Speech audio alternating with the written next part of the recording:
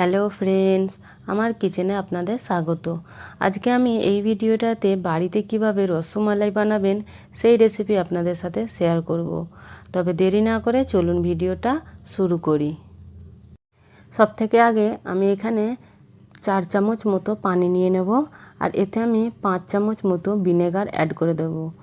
আর আপনাদের কাছে যদি ভিনেগার না থাকে তাহলে আপনারা বড় সাইজের 2টো লেবু নিয়ে নিতে পারেন। আর এটাকে ভালো করে আগে আমাদের মিক্স করে নিতে হবে।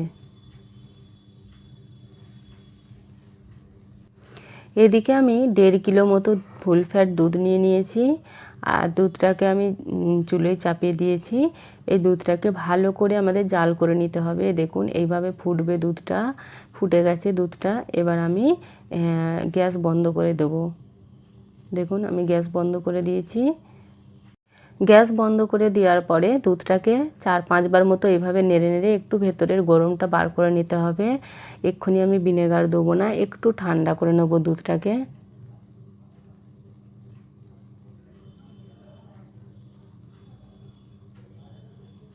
আমি দুধটাকে একটু হালকা ঠান্ডা করে নিয়েছি। এবার 2 চামচ করে একটু একটু করে ভিনেগার আমি উপর থেকে দিয়ে এবার হালকা হাতে নাড়তে থাকবো। দেখুন এইভাবে নাড়তে হবে আস্তে আস্তে করে, আর একটু একটু করে ভিনেগার মিলাতে যেতে হবে। আমাদেরকে একটু একটু করে ভিনেগারটা পুরোটাই ঢেলে দিতে হবে। দেখুন ভিনেগার আমি পুরোটাই ঢেলে দিয়েছি। এইভাবে ছানাটা আর পানিটা আলাদা হয়ে যাবে। আর যখন এই পানিটা সবুজ মতো হয়ে যাবে তখন বুঝবেন একদম ছানা আমাদের রেডি হয়ে গেছে।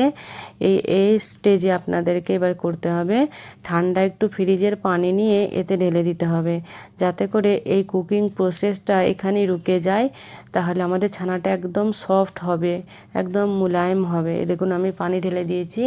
এবার আমি একটু মিক্স করে নিলাম, দিয়ে এবার আমি এটাকে ছানাগুলোকে সব ছেঁকে নেব।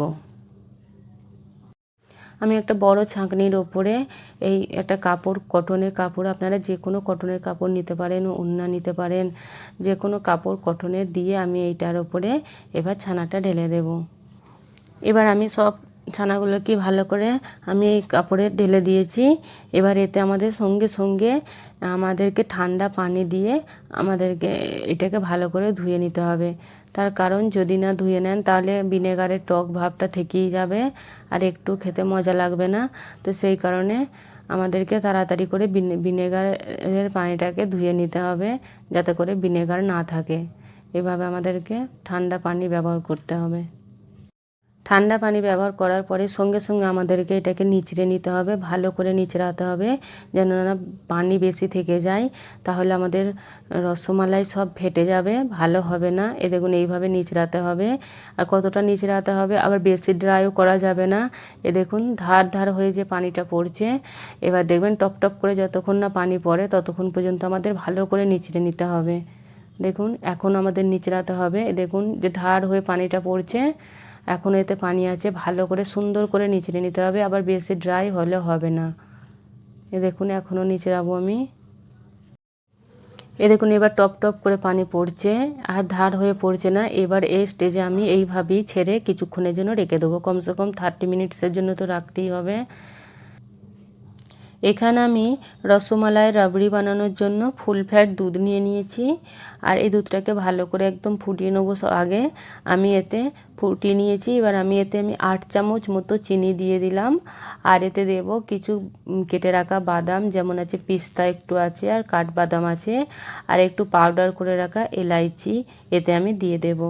আর দেব একটু ফুড কালার, অল্প করে একটু ফুড কালার, অপশনাল, আপনারা দিতেও পারেন আর না দিতেও পারেন, কিন্তু একটু ফুড কালার দিলে রঙটা খুব সুন্দর আসে। দিয়ে ভালো করে আমাদেরকে আরও একটু গাঢ় করে নিতে হবে ফুটিয়ে। তো দেখুন এইভাবে আমি আরও ফুটিয়ে ফুটিয়ে কিছুক্ষণ গাঢ় করে নিয়েছি। আর একটু ফুটবে, ফুটলেই আমি এটাকে বন্ধ করে সাইডে ঠান্ডা হয়ে রাখার জন্য রেখে দেবো।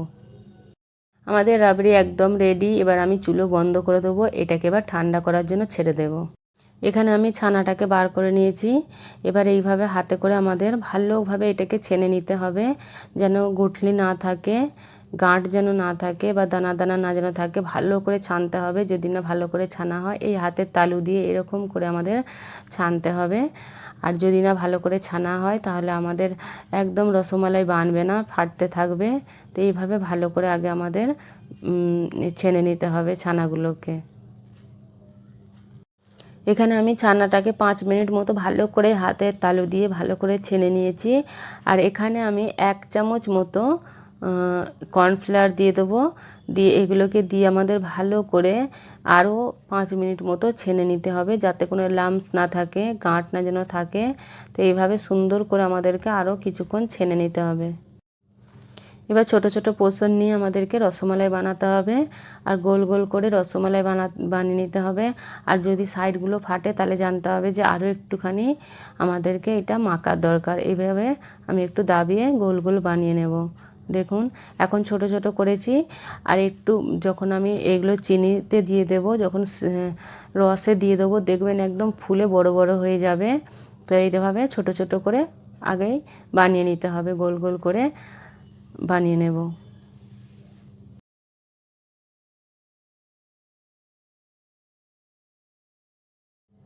এখানে একটা রস তৈরি করে নিতে হবে। তার জন্য আমি নিয়েছি 1 বাটি চিনি, আর এই বাটিরই মাপ করে আমাকে 5 বাটি পানি এতে আমায় দিতে হবে। আমাকে গুনে গুনে 5 বাটি পানি না দিলে কম পড়ে যাবে পানি। এখানে 5 বাটি পানি দিয়ে আমাদেরকে ভালো করে এই রসটাকে আগে ফুটিয়ে নিতে হবে।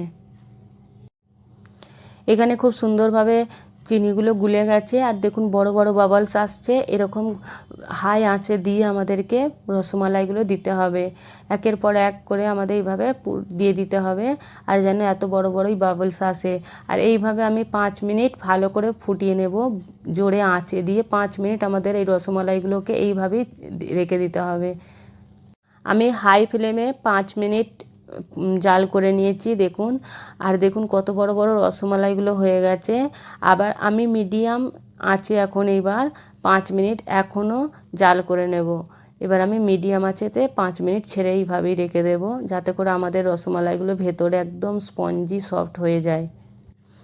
দেখুন বন্ধুরা, পুরো রসমালাই সব হয়ে গেছে। এবার আমি একটা একটা করে এগুলো থেকে, এই রস থেকে তুলে নেব। নিয়ে আরও একটা পাত্রে একদম আমি ঠান্ডা পানি বরফ দিয়ে রেখে দিয়েছি। এবার একটা একটা করে আমি এইভাবে বরফ পানিতে দিয়ে দেব। এতে করে আমাদের রসমালাই খুব সফট হবে, আর খুব খেতে মজাও হবে দেখবেন। এইভাবে সব আমি তুলে একটা একটা করে এই বরফ পানিতে ঢেলে দেব। আমি বরফ পানিতে 5 মিনিট মতো রেখে দিয়েছিলাম। দিয়ে এবার বরফ পানি থেকে তুলে আমাদেরকে হাতে করে এইভাবে চাপ দিয়ে যে পানিটা এক্সট্রা আছে সেটা ফেলে দিতে হবে। দিয়ে এইভাবে আমরা যে রাবড়িটা বানিয়েছিলাম সেটা তো পুরোই ঠান্ডা হয়ে গেছে। এবার ঠান্ডা রাবড়িতে আমাদেরকে এইভাবে তুলে তুলে একটা একটা করে দিয়ে দিতে হবে। আর এই রাবড়িতে কমসে কম 7 থেকে 8 ঘন্টা একদম রেখে দিতে হবে, যাতে করে একদম রাবড়ি ভেতরে সোক হয়ে যাবে, রসমালাই টেনে নেবে। তো খেতে আরও মজা দেখবেন, এত স্বাদের, এত সুন্দর খেতে লাগবে। আমি 7 ঘন্টা এটাকে এইভাবেই ছেড়ে রেখে দেব। এখানে আমাদের 7 ঘন্টা প্রায় হয়ে গেছে। এইবার আমি আপনাদের তুলে দেখাবো কতটা সফট, কতটা স্পঞ্জি বেনেছে। এখানে দেখুন বন্ধুরা, আমাদের রসমালাই একদম রেডি। খেতে অসাধারণ, এত মজার বেনেছে যে আপনাদেরকে হয়তো আমি বলে বোঝাতে পারবো না। একবার বাড়িতে সেম রেসিপি ফলো করে বানিয়ে দেখবেন, খেতে খুব মজা লাগবে। আর এটা ফ্রিজে রেখে খেলে আরও মজা লাগে। যদি বন্ধুরা ভিডিওটা ভালো লেগে থাকে, লাইক, কমেন্ট, শেয়ার আর সাবস্ক্রাইব করতে মোটেও ভুলবেন না। ভিডিওটা দেখার জন্য অনেক অনেক ধন্যবাদ।